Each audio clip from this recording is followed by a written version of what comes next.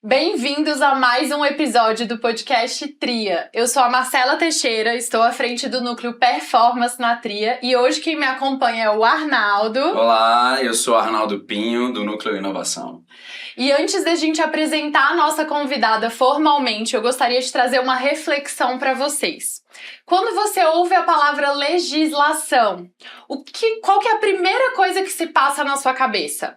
Que é algo burocrático, problemático ou que é um conjunto de regras que veio para dizer exatamente o que o arquiteto pode ou não fazer. Bom, hoje a gente convida vocês para olhar essas informações de uma outra forma. E para estar conosco nesse bate-papo, convidamos a Vanessa Félix. Ela é arquiteta e urbanista pela UNB, pós-graduada como BIM Manager na Zigurati. E como ela mesmo brinca, ela é pós-graduada também pela Tecna, que é uma construtora aqui em Brasília. Gostaria de desejar boas-vindas a Vanessa. Seja bem-vinda, Vanessa. Olha a responsabilidade. Meu nome é Vanessa Félix, eu sou arquiteta, formei na UNB. Fiz a minha pós-graduação em Master BIM Manager, aprendi a mapear processo, a estruturar, a implantar. E o meu maior desafio foi quando eu fiz a minha pós-graduação prática da vida real como ela é. Porque aí é diferente. Você sai do banco lá da sala e você vai pra vida real, pro canteiro de obra quase, né?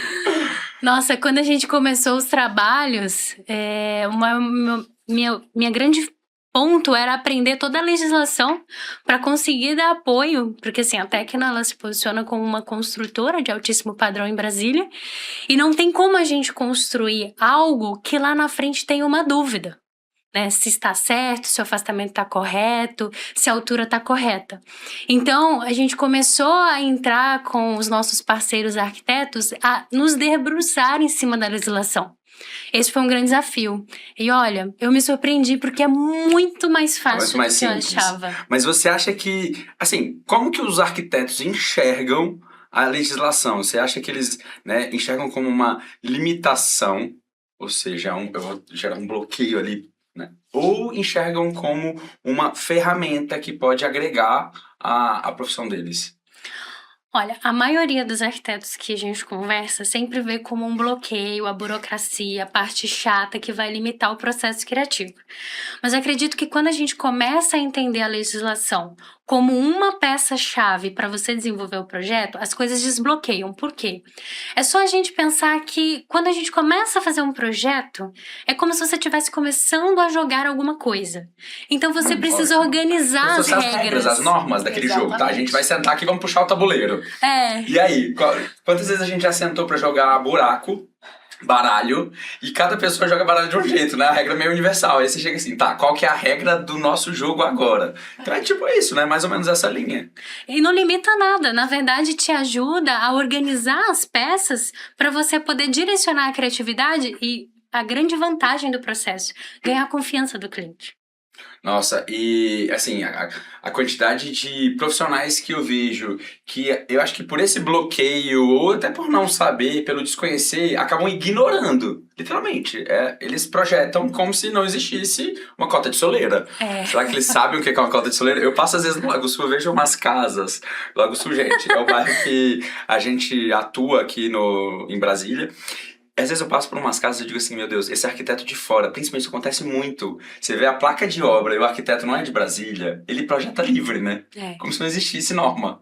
É uma página em branco, a gente recebe até dúvida, assim, pode 3 pavimentos? Pode quantos pavimentos? E aí a gente fala, olha, temos que nos guiar na altura máxima. Porque hoje a nossa legislação vigente aqui, ela prevê a altura máxima, não te bloqueia na quantidade de pavimentos. O que acontecia na anterior. 3 e 10, né? É isso que você quer pro teu projeto? Exato. É isso mesmo. Bom, e assim, trazendo um pouco para a parte prática, Vanessa, quais exemplos a gente pode sinalizar aqui, né, para todos os arquitetos que estão nos escutando aqui? Inclusive, só para vocês saberem, gente, pessoal aí de casa, a gente resolveu trazer esse tema para o nosso podcast, para a gente estar aqui debatendo, não só porque isso é o nosso dia a dia, não é? Antes exatamente. mesmo, a gente solicita, né, todas essas informações, inclusive a gente vai além, são deveres de casa que a gente solicita aos nossos clientes, para além de todas as normas que a gente busca ali, a gente tem alguns órgãos aqui, né, que fornecem, e é fácil acesso, né, pra gente ter essas normas. Mas a gente sentiu que muitos arquitetos recentemente vieram conversar com a gente, né, tendo dúvidas e dores com essas demandas de norma. Então a gente resolveu trazer esse bate-papo justamente por isso. Então acho legal a gente trazer algumas coisas práticas, né, de legislação que às vezes elas são, entre aspas, invisíveis um pouco, né, Vanessa? Porque a gente não percebe elas, talvez, no dia a dia, né? Mas que elas fazem total sentido, às vezes, pro nosso dia a dia mesmo, né? A legislação, assim, a gente consegue analisar ela do ponto de vista edilício, que é os parâmetros da edificação, percentual de abertura de ventilação, de iluminação, que isso tudo influencia no bem-estar do ambiente. A pessoa nem sabe o que é, mas é porque o ambiente está bem iluminado e ventilado. Exato. Que é o mínimo. E os parâmetros urbanísticos, que a gente vai ter altura, afastamento obrigatório, cota de soleira. São basicamente 5 parâmetros base que você consegue aplicar em qualquer estado. Ou seja, se você seguir esses 5 parâmetros básicos, minimamente sua casa está dentro da norma. Exatamente. Te ajuda muito a nortear o básico. Exatamente. Então, por exemplo, a gente acaba que, por morar em Brasília, a gente conhece muito a legislação local daqui. E é natural a gente saber o número, o nome, sobrenome de todas elas por uma questão de uso. Mas se eu tivesse que fazer uma análise de um projeto na Paraíba, em São Paulo, as primeiras perguntas que eu me faria seria: cadê a certidão de ônus do lote? Ou seja, para você confirmar as medidas que você tem frente e fundo, ou seja, as divisas gerais. Olha aí oficiais e regulamentadas. Olha aí o dever de casa que a gente já solicita para o cliente, para a gente ter todas as informações antes mesmo da reunião de necessidades. Quando a gente começa um projeto e o cliente vai dar o start, a gente passa uma lista de demandas que ele precisa nos fornecer e, claro, tudo que a gente faz hoje na MAI é porque a gente já passou por um ponto ou um problema no passado, uma situação. E a gente hoje pede a certidão de ônus do imóvel exatamente para poder olhar as dimensões. Vamos lá, seguindo. Então essa é a número 1. Número 1, nunca se esqueçam. Porque já aconteceu muitas vezes da gente pegar perímetro de lote que parte-se da premissa, porque um lote padrão aqui no Lago Sul, aproveitando o exemplo que você deu, é 20 por 40. Então na escritura tinha um lote de 800 metros quadrados, enquanto na verdade ele não era um retângulo perfeito, ele tinha uma inclinação no fundo. Olha aí. E a gente pegou pilar fora do lote. Meu Deus. Invadindo o vizinho, imagina. Exato. Uma coisa que a gente solicita, inclusive, junto, até mesmo antes da gente começar ali o projeto, por uma questão como essa que já aconteceu, demarcação da terra cap. Exatamente. Para colocar os pontos, os piquetes exatamente nos pontos do lote, por conta de questões como essa. E você esbarra em situações que o lote do vizinho tá comendo 80 centímetros do seu lote e você compra uma casa e você não sabe. Você não sabe que isso tá acontecendo. Vários me perguntam, tá, eu faço o quê? Eu digo, bom, o lote dele tá entrando, o muro dele tá entrando no seu lote. Via de regra, você pode mandar derrubar o muro e construir um novo na sua locação correta. Cabe a você saber o que você quer fazer. Então, eu vejo muito profissional sem saber sobre as normas e ele não tem argumento para conversar com o cliente. Inclusive, ter o conhecimento das normas torna o arquiteto ciente do que ele pode fazer, né? Da capacidade construtiva, às vezes, daquele lote, ou de tudo que ele vai conseguir desenvolver naquilo. Até uma tática de venda, né? Porque você transmite confiança. Exatamente. Você dizer, olha, cliente, então, você já observou isso? Acho importante você lembrar disso. O cara fala, oi, eu visitei 3 escritórios de arquitetura, ninguém me falou sobre isso? Então, ou seja, torna-se um diferencial de venda. Mas então, vamos lá, seguindo aí na Vamos nossa lá. ordem. Próximo ponto, afastamento obrigatório. Qual que é o Esse é afastamento? crucial. Afastamento frontal, afastamento lateral, afastamento de fundo. E aí, esse aí é crucial. Então, Brasília, você entra numa rua, você já consegue até entender, né? Pra que lado tá o afastamento, mas é sempre bom se checar. A gente passou por um ponto uma vez, até com uma obra que nós fizemos junto, Mai com Tecna, Foi. que a gente tinha a própria norma, né? Por mais que a gente analisasse e olhasse, O croquis oficial. o croquis oficial tava assim, a gente tinha 2 informações contraditórias no mesmo documento deles, né? E aí depois a gente conseguiu, graças a Deus, né, provar que a gente estava certo e que a informação estava duvidosa, porque assim, se a gente batesse o olho na rua, batesse o olho no croquis, a gente ia entender uma coisa e lá era outra. Então, isso é super importante. Não, esse caso, assim, é um dos que a gente se recorda no sentido de afastamento, porque o projeto estava perfeitamente correto. O croquis que veio da origem, ele gerava uma informação ambígua. Ambígua, exatamente. E aí, aonde foi que a gente achou a resposta? Quando a gente resgatou o projeto original da casa que comprovava o afastamento obrigatório correto. Então, se você não sabe o caminho da informação e de onde você está pegando, porque assim, o Estado, ele também comete alguns pontos, falhas, porque é a questão de ser humano e tá tudo bem. Então, quando a gente entende o caminho da informação, que é o que não é, observa o padrão da rua, onde que tá o afastamento dos vizinhos, é do lado direito, é do lado esquerdo, você consegue montar todo esse quebra-cabeça. E o que foi naquela época a gente conseguir chegar em todas essas soluções de conseguir... Primeiro que o projeto caiu exigência. Quando caiu exigência, a gente entendeu que a gente estava com um grande problema na nossa mão. A gente fez um relatório na época, debatendo pontinho por pontinho. E olha que você sabe que eu aprendi nessa época uma coisa que eu não sabia, que você não podia fazer, em Brasília no caso, né?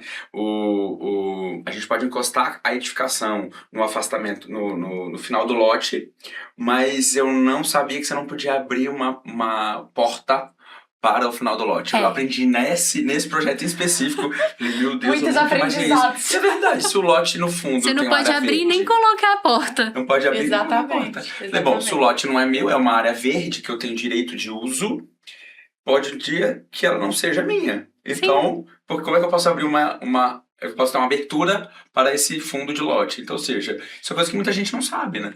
Não, e acontece muito também, assim, a gente tem vários exemplos aqui em Brasília, de pessoas que o incorporador constrói o prédio, entrega o prédio e as pessoas começam a reformar. É um movimento natural a reforma, tá? E é saudável para todo o sistema, as pessoas mudam, têm necessidades diferentes. E as pessoas começam a abrir janelas sem entender se elas podem abrir janela. Abrir janela de prédio? Janela de prédio. A gente tem uma situação onde um dos nossos produtos, o vizinho tem várias janelas limítrofe com muro. Eu não tô falando de uma projeção, tô falando de lote geminado. Aonde a própria, aí eu vou subir, tá? Aonde a própria Constituição fala que você tem um afastamento mínimo obrigatório para ter uma janela, porque é questão de direito de uso. O meu limite vai até onde começa o teu. Então você não pode construir uma janela do lado do muro do seu vizinho. Não pode, não existe isso. Porque um dia ele pode subir um prédio, o governo pode decidir mudar o gabarito daquela edificação e você vai perder a ventilação do seu cômodo. Do seu cômodo, exatamente. Então até na reforma a gente tem que prestar atenção. Exato. Então vamos lá, seguindo. Vamos lá. Falamos do primeiro, falamos do segundo, afastamentos. Terceira pergunta que eu sempre gosto de me fazer. Vi o afastamento. Quanto é, aonde é, verifiquei o lado, porque o unilateral às vezes engana. Terceiro, o que eu posso ter no afastamento obrigatório? Por que a gente faz essa pergunta? Porque é aqui que começa a criatividade. Às vezes é uma pérgola que vai deixar o seu projeto completamente diferente. Você pode usar partido para o projeto, né? Exatamente. E às vezes, por exemplo... por que o pessoal até brinca, né? Vou falar, mas todo mundo vai entender que é a diferença do projeto do arquiteto e do engenheiro. Eu posso falar porque eu tenho engenheiro em casa.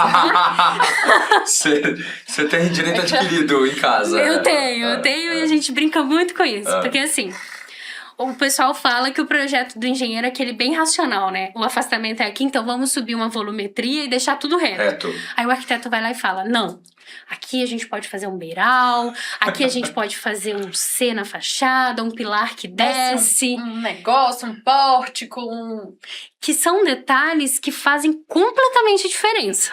Desde estético, desde uso do espaço. Isso a gente sabe, que aqui a nossa profissão ela é maravilhosa. Só que você saber da legislação e saber se aquele elemento é estrutural, não é. Se ele não é estrutural, ele pode ir quantos centímetros dentro do afastamento obrigatório? Você Porque a gente tá falando de algo aéreo sobre o afastamento obrigatório, né? Que fique claro. Exatamente. Então, um elemento de composição de fachada, que pode ser uma característica que uma pessoa que olha de primeira vez fala, poxa, é um pilar. Não, não é. É um elemento em ACM, é um elemento vazado que compõe a fachada e a legislação permite que eu avance em cima do afastamento 40 centímetros. Então, entende que o jogo muda? Sim. Muda, porque aí você consegue movimentar aquilo que hoje está ali no limite linear, no afastamento obrigatório. E uma coisa que eu aprendi, principalmente com as nossas conversas, né, do passado, Sim. é esse elemento aéreo, ele não pode configurar como se um dia eu pudesse ampliar a minha edificação sobre aquela área que hoje O é um afastamento, elemento exato. arquitetônico. Exatamente, porque aí acaba que começa a gerar muita interpretação e muita dúvida. Então, por exemplo, vamos voltar para o exemplo da composição de fachada. Tá. Às vezes você quer afastar os 40 centímetros, representa como um vazio, porque você claramente demonstra que não é um elemento estrutural. Uhum. E para vocês verem a importância disso, isso entra muito num desenho técnico. Você vê que não é só a compreensão ali da legislação, mas é a forma como você representa esse elemento no seu executivo de arquitetura. E o quão claro você deixou aquilo ali representado tecnicamente, entendeu? Exatamente. Porque uma coisa é isso, tá tudo aqui na mente, lindo, maravilhoso. Mas na hora que o projeto é analisado, enfim... E hoje a gente percebe, né, principalmente aqui em Brasília, muitas das aprovações de projeto hoje, elas são digitais, né, virtuais. Então, a gente tem hoje um documento que chama TRCN, onde você assume por completo a responsabilidade pelo que você está colocando e representando ali no projeto. Então, é uma responsabilidade nossa também, né? Em como representar o que a gente está colocando, enfim.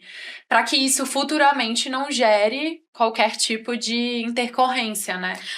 Esse ponto que você falou da legislação, ela é muito interessante porque começou dentro do processo de Brasília desburocratizar o processo.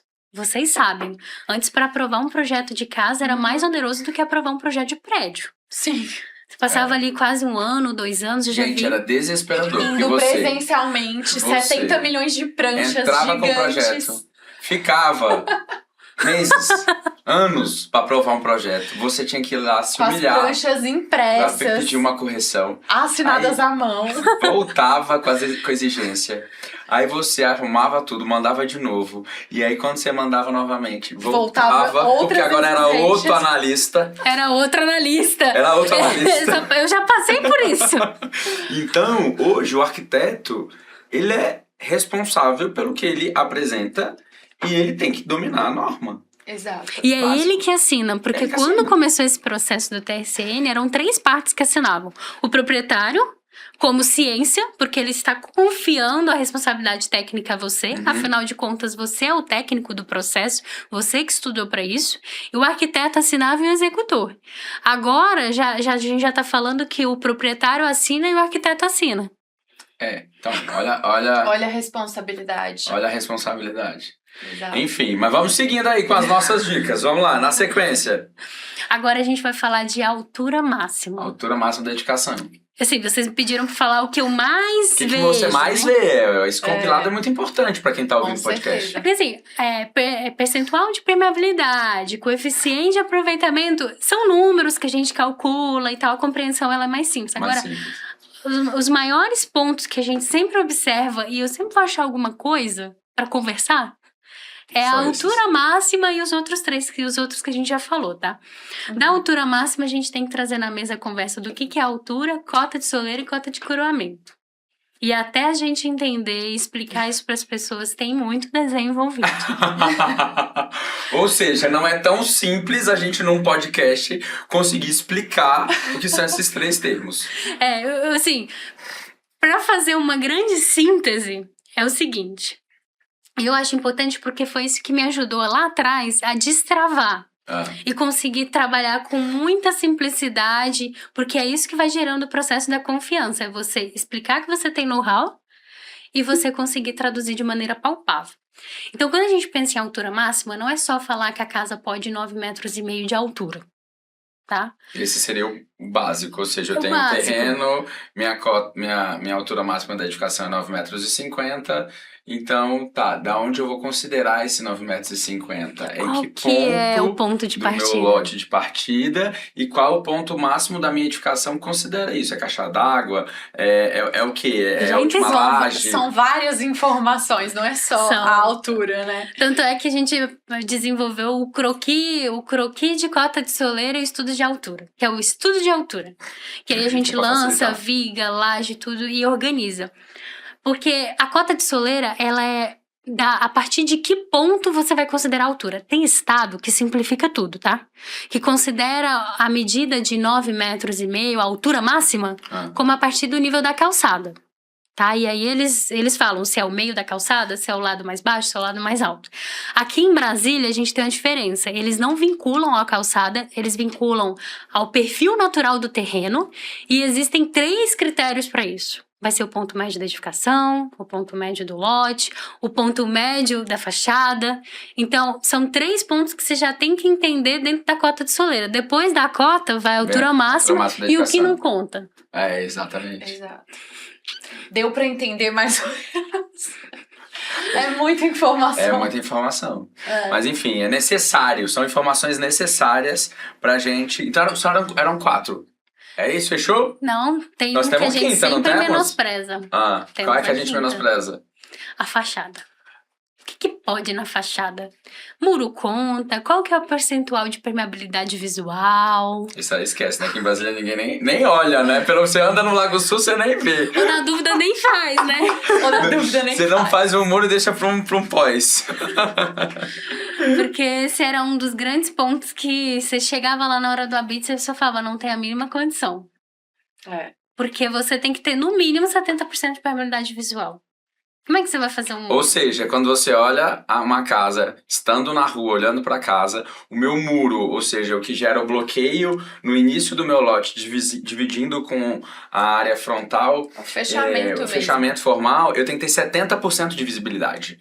E hoje em dia você vê muitas das casas dos profissionais, eles querem cada vez mais se fechar. Então você vê casas com um painel ripado de fora a fora, com um muro de fora a fora, com a altura do muro completamente fora, né? Porque a gente tem uma altura máxima, né, de divisa. Então você vê que nem só a permeabilidade, né? É tudo fora da norma. Não, e aí, perceba o poder da informação e como ela potencializa a criatividade. Eu tenho que ter o percentual de permeabilidade. E o cliente tem essa necessidade de ter uma visão mais escondida possível da casa. A partir de que ponto de vista? A legislação ela pede para você olhar frontal. Mas você concorda que se você pegar um elemento como um brise e colocar ele numa certa inclinação, você consegue trazer a proteção visual que o teu cliente precisa e quer? E dependendo da angulação e posição, você também consegue montar uma composição com 70% de permeabilidade visual. Eu tô te falando que eu aprendi isso agora. Eu não sabia que tinha que ser.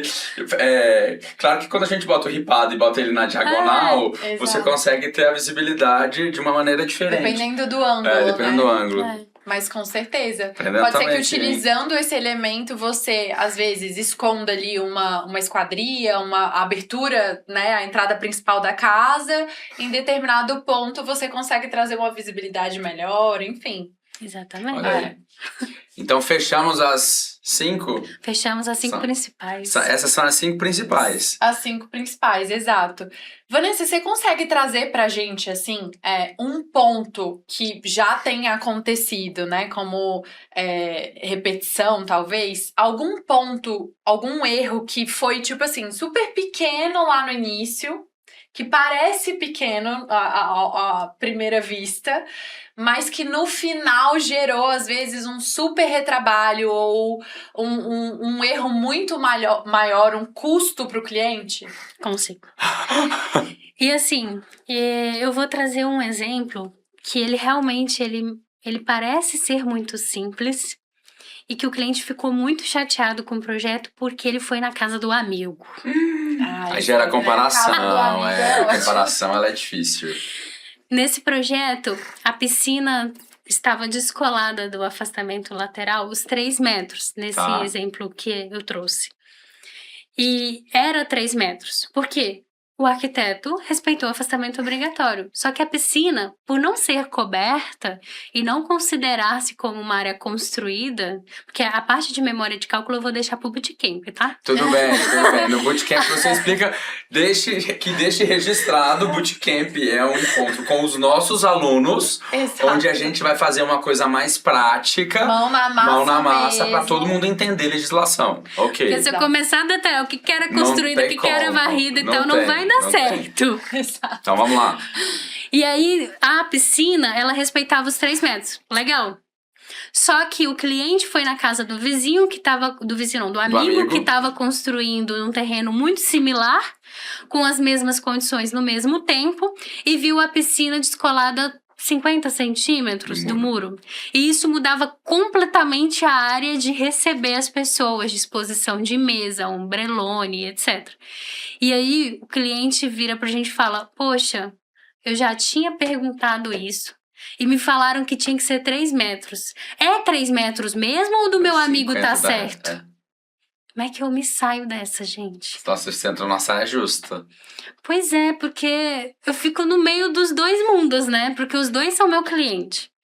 E aí, o que acontece no meio do processo? A gente reorganiza para adaptar a piscina e ele poder viver a casa do melhor jeito. E a gente se embasa em todo o repertório de legislação. Mas assim... Porque, via de regra, eu posso edificar a piscina a 50 centímetros do muro. Ou seja... Porque não era construída. O arquiteto, ele não tinha domínio da norma. E, enfim, aí ele gera um grande transtorno ali pro cliente dele. E por que não é área construída? Por um detalhe muito simples no caso da nossa legislação. Se entende área construída como área coberta. E piscina não é A coberta. piscina não é coberta. Entendeu? Então um é muito detalhe. simples. É um detalhe que, enfim... Porque a legislação não escreve. Preste atenção, a legislação não escreve que pode piscina. Você tem que ir nas entrelinhas, né, Vanessa? E é exatamente isso. E deixa eu te perguntar uma coisa. Você acredita que esse domínio da legislação pelo profissional... bom, a gente já usou um exemplo, mas eu queria dar um passo para trás, né? Vamos que é lá. na hora de vender o projeto. Então, ou seja, eu tô lá, tô conversando com o meu cliente, tô atendendo. Você acha que o domínio da norma, ele ajuda a você ganhar ali confiança? Quase que básico, né? Com certeza. E assim, eu passei por uma situação dessa muito recente. Porque assim, eu comecei dentro da Tecna fazendo as análises de projeto, estudando a Quase legislação. uma compatibilização ali, E tradução da legislação. E aí, tradução, assim, para tornar acessível o conteúdo, porque a gente estava num momento de mudança de legislação. Exatamente. A gente teve aquele momento, aquela fase de alteração. Isso tem o quê? Uns 5 anos? 2019. Meu Deus, tem 7 anos já. Tem. Caramba. A gente pensa que tem pouco tempo. Meu Deus, tem muito tempo. E aí, ou seja, você precisava sentar, estudar essa norma. Isso. E quase que transformar isso em croquis, em desenhos, em uma forma mais fácil de visualização. E simples e acessível. E aí, dentro desse processo, a gente começa a ter reunião com o cliente, com o arquiteto. E a gente vai ganhando o processo da confiança. Por quê? Porque você sabe da legislação. Então, hoje, lá dentro da empresa, eu dou um apoio mais como consultivo quando tem alguma coisa, porque hoje a nossa equipe já consegue fazer isso melhor do que eu. Mas ali com o cliente, estando na frente dele, eu consigo explicar todo o processo. Isso traz a confiança. Ou seja, você é empresa que está atendendo Ou seja, você já pegou um projeto pronto, porque às vezes o cliente chega para orçar uma construção na Tecna e o projeto já está pronto. Então, em diversas situações, você vai ter que fazer uma análise crítica e dizer isso não funciona. É até delicado, né? Como que você se sai de uma situação dessa, né? Porque você tem que... O arquiteto, deixa eu te falar uma coisa, você projetou um negócio assim que não é executável. E como é que eu faço na hora de construir, né? Não, e aí entra o processo do como falar e do como lidar. E aí vocês vão saber melhor que eu. A gente tem que resolver problema. Então, assim, olha... A nossa vida é resolver problema. A vida do arquiteto é resolver problema. Então, assim, aconteceu isso, a gente pode seguir por esse caminho, esse caminho, esse caminho. Qual é o melhor por momento que você tá vivendo? E aí, sobre a questão da confiança. Tava sentada na frente de uma cliente que ela tava com um lote e tava com uma alíquota de IPTU de 3%. Em cima do valor do imóvel, era um valor de 27 mil. E o vizinho dela tava pagando praticamente 1/3 desse valor. E aí, ela desesperada, sem entender o que estava acontecendo, etc. E eu falei, olha, legislação. Se você tira o alvará de construção, você consegue reduzir a sua alíquota de IPTU. E nesse processo, perceba que eu tô falando que é uma interpretação da legislação na prática, que vai fazer com que você consiga administrar isso para o teu cliente. Então, às vezes, numa negociação de desenvolvimento de um projeto, de um lote vazio, pode ser até um dos argumentos que faça com que o cliente acelere a tomada de decisão para começar o projeto logo. Com certeza. Entendeu? Que começou na alíquota do IPTU. E além da questão de você conseguir andar na cidade e explicar para o cliente o que pode, o que não pode, fazer análise crítica das edificações do lado, falar, olha, isso aqui que você está me pedindo, dá para fazer tudo, dá, mas tem esse risco. Você sabe que isso... Eu te fiz a pergunta, mas vou responder por você junto com o nosso podcast. Várias vezes eu uso argumentos técnicos quando eu estou atendendo o cliente, porque ele não sabe, ele desconhece mesmo. Uma coisa que eu acho até básico, todo mundo acha que um terreno de meio em Brasília, no Lago Sul, tem 20 por 40. Então, daqui que ele entenda que os terrenos de QL, eles têm uma diagonal e eles não são 20 por 40 e o cliente não consegue construir uma casa de X metros quadrados dentro daquele lote dele, né? Então, quando eu calculo ali 70% em cima do que ele tem de área na escritura dele, aí ele fala, meu Deus... O corretor me vendeu algo que eu não consigo nem construir minha casa. Então, ou seja, esses argumentos técnicos, eles ajudam muito você a ganhar confiança. Dizer assim, olha, eu tenho domínio sobre a minha área. Eu sei o que eu estou falando, eu sei o que eu faço, eu consigo te ajudar. Né? Ou seja, funciona a sua... Indo além, gente, quando a gente faz a reunião de necessidades, onde o cliente traz o programa, que seria o sonho dele, né? A gente fala ali, uma escolha, uma renúncia, né? Muitas das vezes, o cliente, ele entende que ele quer aquele programa inteiro, às vezes, né? Em inúmeros ambientes ali na casa, que às vezes não são viáveis de conseguir contemplar, né? Então, assim, imagina se às vezes você... faz uma reunião de necessidades, fala que tá tudo bem, e aí na hora de você projetar a casa, você não consegue cumprir com aquilo que na cabeça do cliente era o sonho dele, o quanto que você frustra um cliente de você às vezes chegar com uma planta sem tudo que ele pediu ali no início. Mas é isso mesmo. Então, é uma conversa que a gente treina, inclusive, muito, principalmente na reunião de necessidades. Então, cliente, vamos lá. Tá vendo essa sua lista de programas de necessidades? Uma escolha, uma renúncia. Pode ser que a gente não consiga colocar uma garagem com 4 carros e precise diminuir, às vezes, um carro para ter uma academia, para ter uma sauna, porque às vezes não é viável dentro daquilo que a gente consegue construir naquele lote. Um dos pontos que eu mais vejo acontecer aqui em Brasília é a pessoa pedir o rooftop. Porque o acesso à cobertura você pode fazer, você não pode cobrir, porque você tem que respeitar a cota de soleira, a altura da sua edificação, a cota de coroamento. E essa semana passada eu atendi uma cliente que ela quer fazer um rooftop na casa dela. E a primeira coisa que o cliente quer é que o elevador Que é chegue na cobertura. Exato. Só que pro elevador chegar na cobertura, o elevador, ele É o tem... clássico. É o clássico. O clássico, E aí esse você é olha a casa clássico. de longe, ela é um elemento enorme. E aí ela me fala, eu quero 2 lavabos, um gourmet, uma bancada. Eu digo, meu Deus, como é que eu vou contar pra essa cliente que ela não pode fazer nada disso, né? Como é que eu vou falar pra ela que no dia do evento, para ser coberta, vai ter que alugar tenda? Ah, você não pode Meu cobrir. Deus. Então, e nessa hora, eu tenho 2 situações. Eu gero um bloqueio, porque pode ser que ela vire e fale assim, eu não vou contratar esse arquiteto, ele já tá me dizendo que o meu sonho não é possível. É verdade. Mas ao mesmo É o tempo, jeito eu que ganho... você fala. Eu ganho uma confiança quando eu digo o seguinte, você tá ciente que não é possível fazer isso?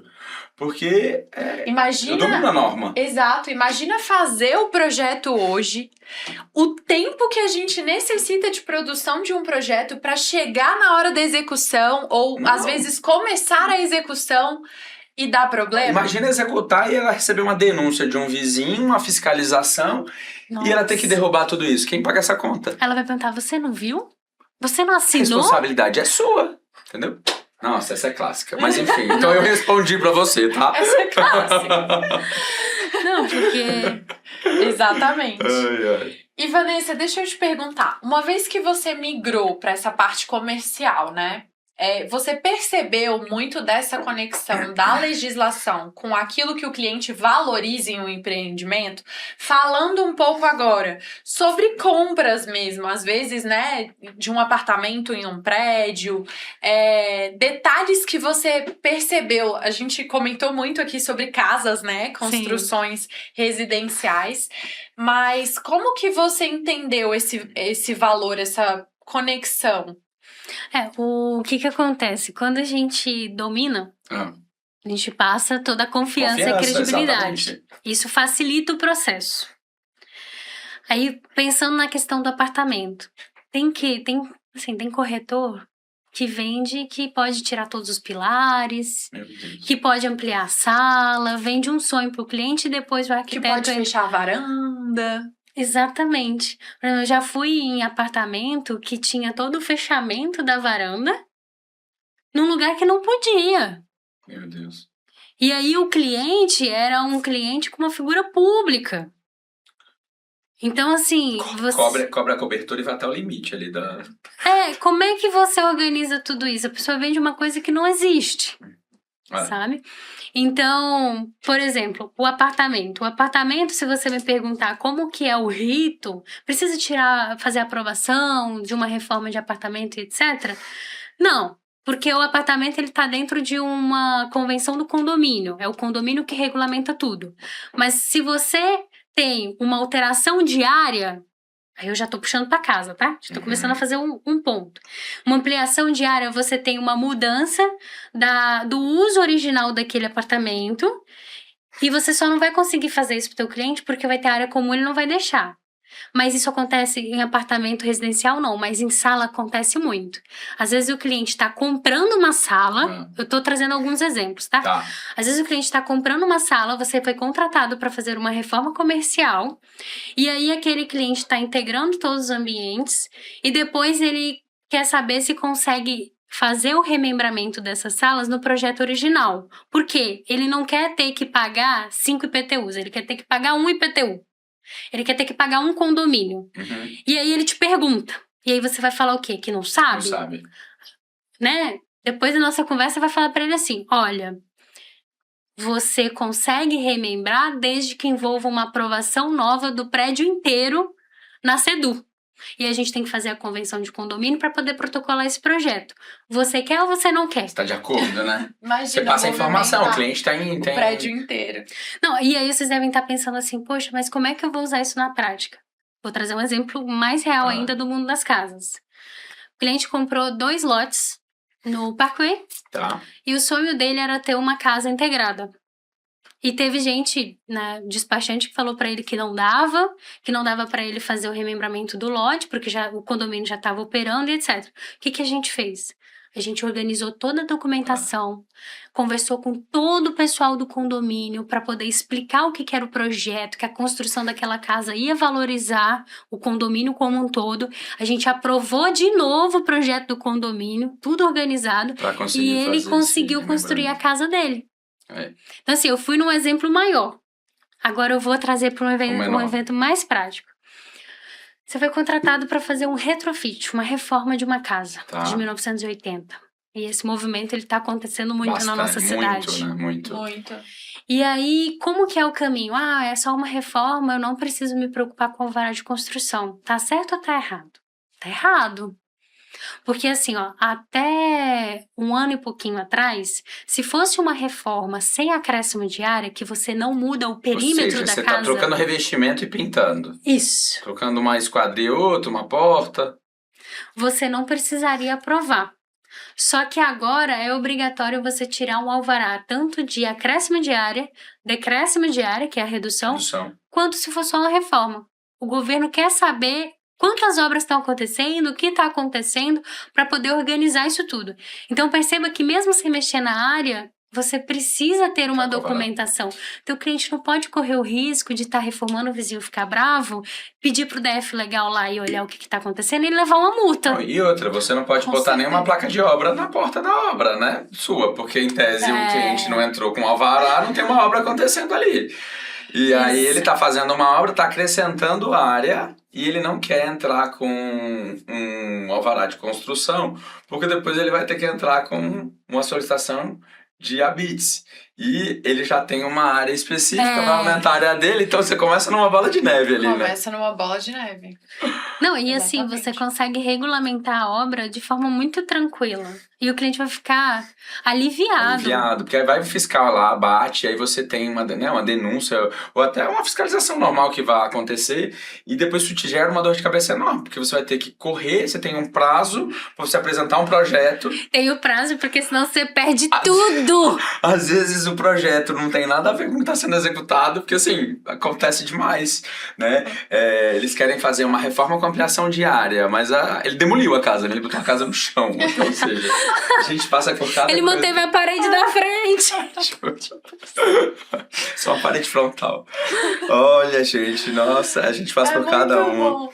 Mas enfim, então, Vanessa, depois de tudo que você viveu entre arquitetura, legislação, aprovação e hoje essa parte, né, de comercial, quando a gente fala de comercial, você tá um pouco mais na parte de... Você sai um pouco das casas, você tá um pouco mais na parte de prédios. Imobiliária. Ou seja, imobiliária, né? Isso. Só para poder a gente deixar aí todo mundo na mesma página. Se você tivesse que convencer um arquiteto de que estudar legislação pode torná-lo como um profissional melhor e ajudá-lo a vender mais projetos, o que você falaria? Nossa, essa parte final essa é a minha pergunta final pra fazer assim, na cartada assim e conseguir convencer todo mundo que tá ouvindo a gente. Nossa, eu vou pegar porque eu tô na parte comercial. Na verdade, você perdeu seu cliente. Porque ele perdeu o processo de confiança totalmente com você. E às vezes você conseguir explicar para ele tudo que a gente conversou de uma maneira simples e prática, sem você ter que levar o problema da obra que foi embargada, da visita que aconteceu, mas já levar a solução, faz com que você fidelize ele. E ele sempre vai te perguntar. Então no upgrade de vida dele, da família dele, ele sempre vai falar, poxa, eu vou contratar o Arnaldo e a Marcela, porque eles me conduziram perfeitamente, principalmente quando o vizinho me denunciou. Não, e olha a quantidade de normas que a gente falou aqui hoje, e que assim, foram anos de profissão pra gente conseguir entender. Eu vou te falar, eu possivelmente não saiba tudo, mas hoje a gente, na hora inclusive da dúvida, eu preciso tirar essa dúvida, né? E entender que existe a norma. Você pode estudar, tá lá, fica a seu critério, se você quiser degustar, né? Ou seja, entender tudo aquilo como você mesma parou lá no passado e fez. Você parou, estudou, catalogou, criou seus croquis, entendeu. Porque a gente quer coisa fácil, né? O arquiteto ou as pessoas hoje em dia, quanto mais fácil, mastigado, chegar na mão da gente, é melhor. Então, Mas isso limita até o teu processo. Por exemplo, você tem capacidade de receber cliente de outro estado. Você vai ficar com medo de fazer um projeto porque você não sabe nem quais perguntas fazer na prefeitura? Entendeu? porque você pode, né, marcar uma visita, você pode marcar uma consulta local, né? Pode. É importante as pessoas saberem isso. Você, antes de começar a fazer um projeto, você pode marcar uma consulta, você vai lá e pergunta. Olha, então, eu vou fazer um projeto assim, assim, assim. O que eu preciso aqui? O que eu tenho que me atentar? Quais são as diretrizes, né? Aí, você lembra dos 5 pontos. O que eu tenho que perguntar? Qual que é o afastamento? Qual que é a cota? Qual que é a altura? E pronto, você conseguiu a base para fazer o projeto. Bom, é isso. É isso. Nós chegamos já? Se eu te falei que ia passar 40 minutos, você não ia nem ver. Gente! Chegamos ao fim. final do nosso episódio de hoje. Queria agradecer a sua participação e o aceite ao convite, Vanessa. Muito feliz. E é isso, aos nossos ouvintes e alunos TRIA, onde a gente acelera o resultado e as empresas dos nossos alunos.